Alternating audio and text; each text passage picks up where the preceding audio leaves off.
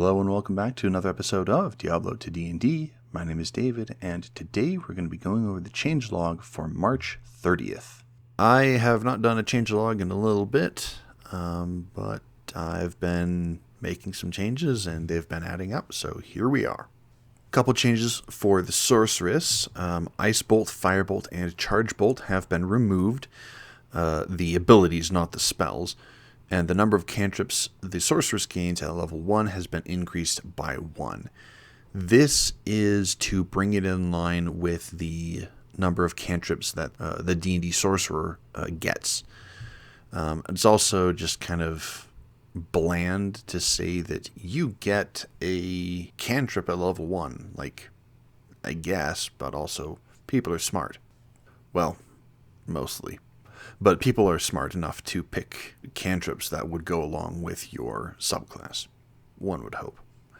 Also for the Sorceress, Sorceress Insight and Masterful Insight have been removed. These were the last vestiges of the old Sorceress that used charges of abilities in order to feed into the energy shield.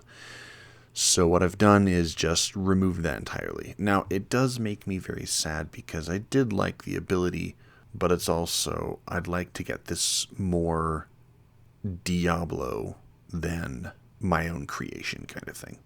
Moving on, Warmth has been removed, or been moved from 1st level to 3rd, and you now choose a subclass at 1st level instead of 2nd. The Sorceress is now proficient in Charisma saving throws instead of Wisdom. This is, again, bringing it in line with Diablo's, or with D&D's Sorcerer. But that means that Warmth had to be moved from 1st level to 3rd. It's a very powerful ability at level 1. And so I've bumped it up to 3rd so that if you are multiclassing into Sorceress, then you have to put a little bit more of an investment into it. Energy Shield no longer has a base number of hit points and cannot be added to, but instead is a passive ability that changes spell slots into damage reduction. It's functionally the same, minus the temporary hit points at the start of a long rest, or at the end of a long rest.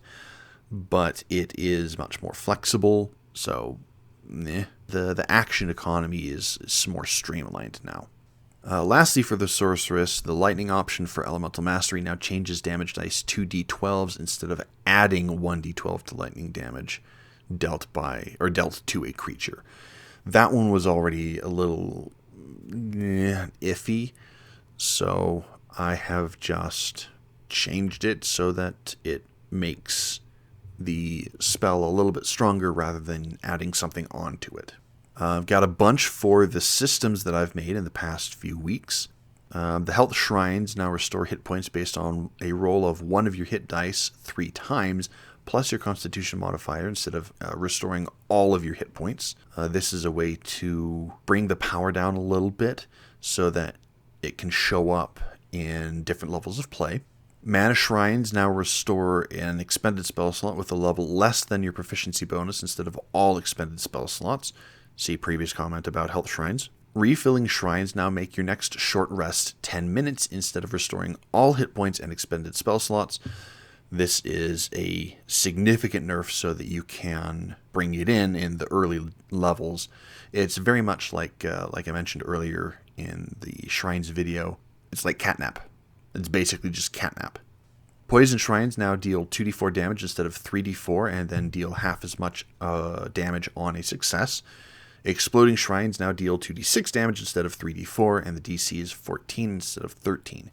Exploding and Poison Shrines now produce 1d4 plus 1 potions instead of 2d4. Exploding and Poison Shrines now have 1 through 12, 13 through 18, and 19 to 20 ranges instead of 1 to 11, 12 to 17, skip 18 entirely, and 19 to 20. These are modifications to the Poison and Exploding Shrines. 1, to bring them in line with their base potions, and 2, to make them not so overpowered. Lastly, for the systems, hand axes and light hammers have a maximum of 2 sockets instead of 3. I have not gone through all of the Diablo items and checked that against what I initially had said, but hand axes and light hammers are, well, light rather than sizable, so I'm dropping those down to 2 sockets instead of 3. For some item changes, mana potions now restore only 1 spell slot with a maximum level determined by rarity. And as a consequence of this, regular mana potions are now uncommon instead of rare. Greater mana potions are now rare instead of very rare, and super mana potions are now rare instead of legendary. So bring down the power, bring down the rarity. Warlocks are still screwed though. Lastly, for the items, thawing potions wording has been tweaked to make it clearer. It's just a minor thing, just making sure that people understand that it's very similar to potent cantrip from the evocation wizard. And lastly, for the druids now get an additional cantrip at 4th and 10th levels instead of 10th and 14th. I don't know how this slipped past me. Somehow I just said that they had the cantrip system that the alchemist has, or the artificer, that the artificer has at getting an additional cantrip at 10th and 14th. I don't know how that happened, but I'm fixing it here, so hooray. So with this, I am bringing in the systems and the items changes for the changelog in this particular one instead of having a separate one entirely. But I think that the bestiary is going to have its own changelog, or maybe not. I'm not entirely sure. I don't know what to do with the bestiary, but I'll come up with something eventually. Probably just put it here just to make it simpler. Anyway, you can contact me at XenozFan2, that is XenozFan2 on Blue Sky and Reddit. And you can contact the channel directly at Diablo TODND on Blue Sky and YouTube.